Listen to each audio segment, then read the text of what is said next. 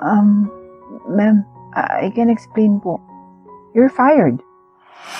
Ang Aviary's Kitchen ay isa sa pinakasikat na restaurant sa lungsod. Ito ay pag-aari ni Miss Aviary Sanchez. Hindi lang si Miss Aviary ang may-ari, kundi siya rin ang manager ng restaurant. Sinisigurado niyang tama at maayos ang lahat sa kanyang restaurant. Ngunit kahit na siya ay nakikita ng lahat na palaging nakangiti, may chismis sa restaurant na siya daw ay may masamang personalidad sa labas ng kanyang trabaho. Pero wala pang nagkumpirma sa chismis na ito dahil wala naman sa restaurant ang talagang nakakakilala kay Miss Aviary sa labas ng trabaho. Dumadating si Miss Aviary sa restaurant para magtrabaho at nawawala agad siya pagkatapos ng kanyang trabaho. Walang masyadong kumakausap sa kanya dahil kahit lagi siyang nakangiti, nakaka-intimidate pa rin siya. Kaya naman walang masyadong nakakaalam tungkol sa kanilang boss. Si Miss Aviary ay isang misteryo para sa kanila. Ngayon, sa Aviary's Kitchen, isang waitress ang nagtatrabaho. Ang pangalan niya ay Michaela at siya ay isang napakasipag na babae. Sabado ng gabi noon nang mangyari ang insidenteng ito. Abala ang lahat ng staff sa restaurant dahil maraming customers ang pumupunta. Dalhin mo to sa tables 4 at 5, sabi ng chef habang inaabot ang mga plato kay Michaela. Tumango si Michaela, sabay kuha ng mga plato at inihatid ang mga ito sa mga customers. Here's your order po, ma'am and sir. Enjoy your meal, nakangiting sabi ni Michaela. Pagkatapos ay pumunta siya sa isa pang mesa para magtanong. Hello po ma'am, how's the food? Can I get any feedback? Tanong niya at ngumiti ang babaang customer sa kanya. Nako, maayos naman. Sa totoo lang, nag-enjoy ako sa pagkain at nagpapasalamat ako na hindi ko na kailangan pang maghintay ng matagal bago ito inihatid ng waiter. Papuri ng babaeng customer na nagbigay ngiti sa labi ni Michaela. Nagpasalamat si Michaela sa babaeng customer bago umalis at inilabas niya ang kanyang writing pad para isulat ang opinyon ng customer. Bumalik siya sa kanyang istasyon at nakatuyo doon habang nagsimulang magsulat habang naghihintay ng isa pang plato na ihahatid. Nakikita kong nagsusumikap ka talaga ngayong gabi, Michaela, sabi ng isang waitress habang papalapit kay Michaela. Oo, busy talaga tayo ngayong gabi, kaya kailangan nating magsipag. Sagot ni Michaela nang hindi umaalis ang kanyang tingin sa kanyang papel. Table 8, sabi ng chef habang inilalagay ang plato sa harap ng waitress.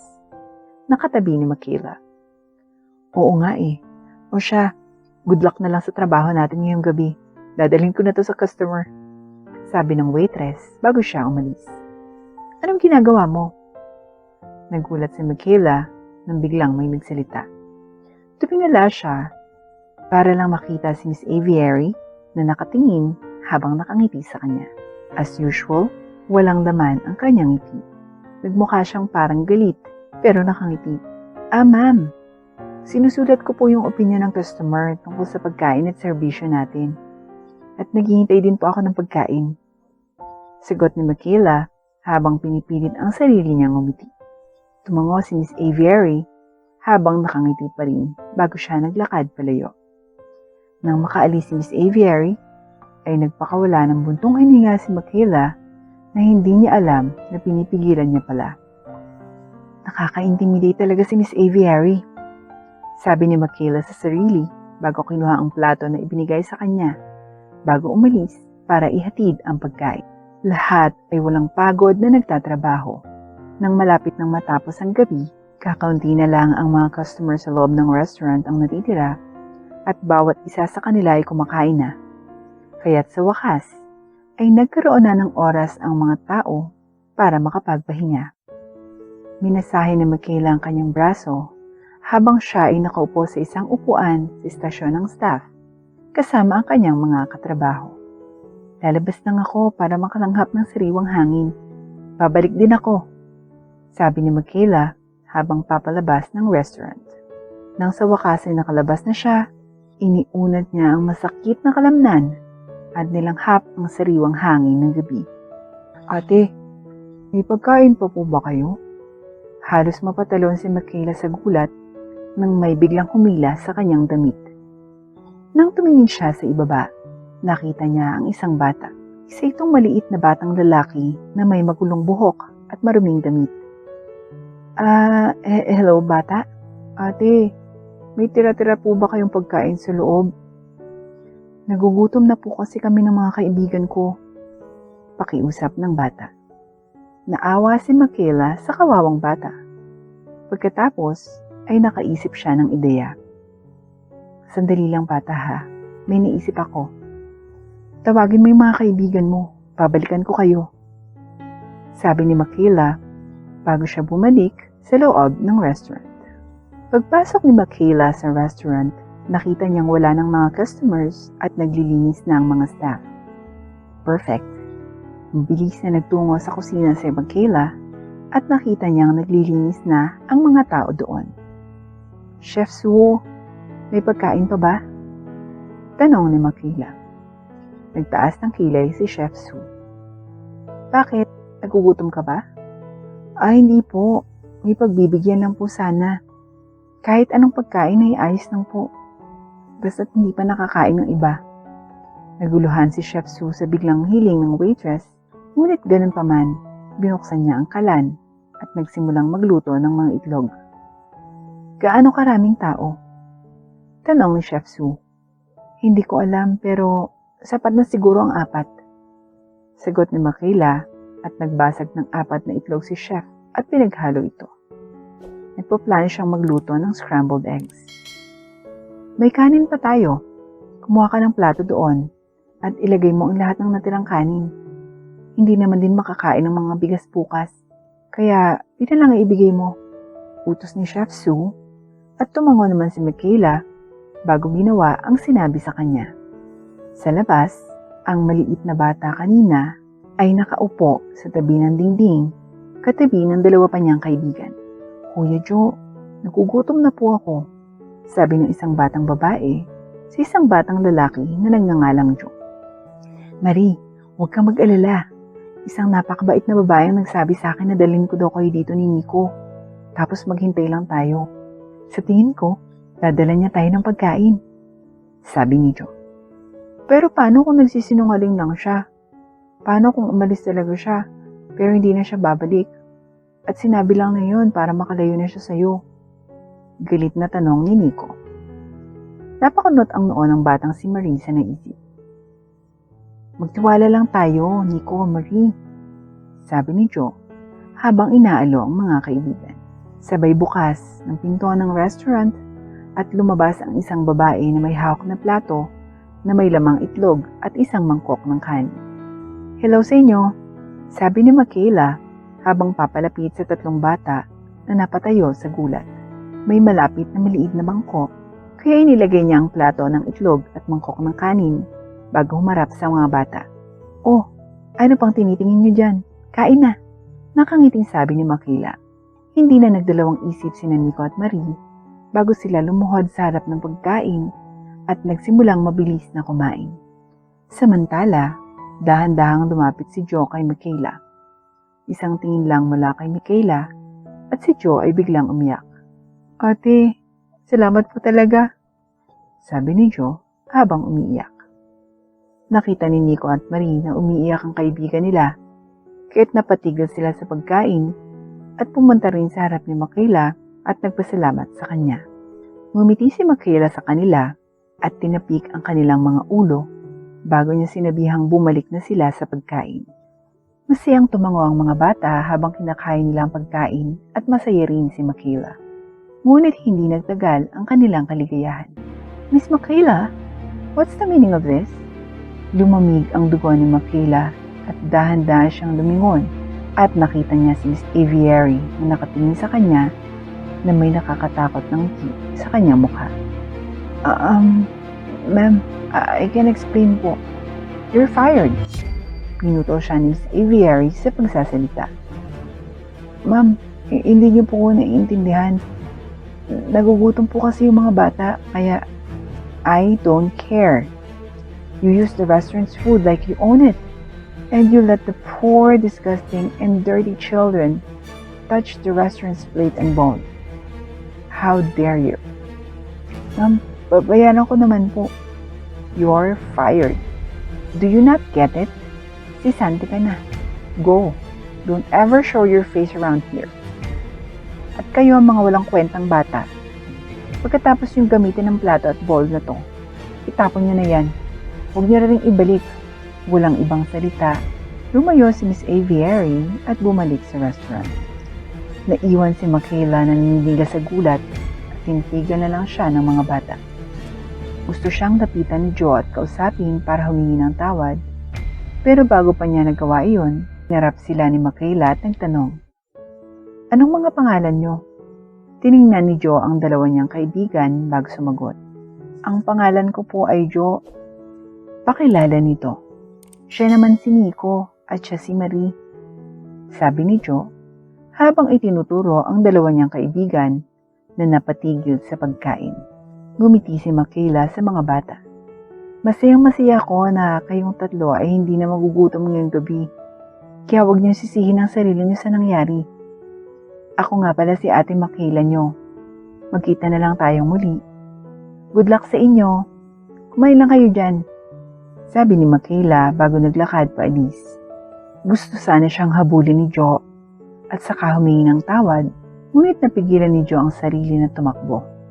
"Kuya Joe, hindi natin nahabulin si ate," sabi ni Marie habang papalapit kay Joe. "Hindi na, Marie.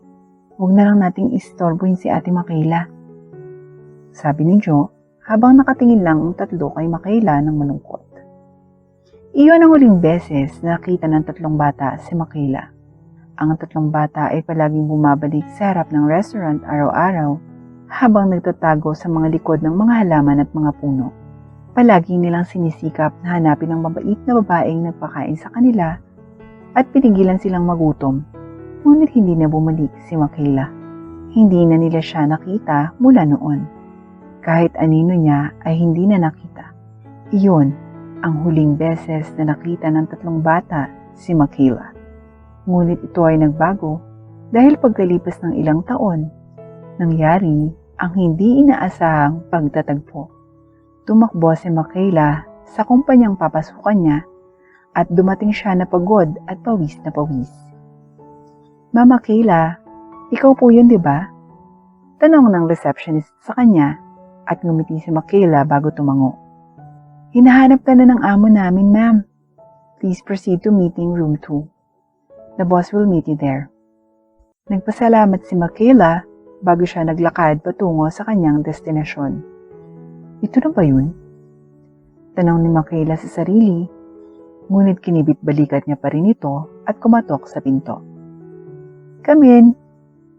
Narinig niyang may nagsalita at binuksan ni Michaela ang pinto. "Hello po, ma'am.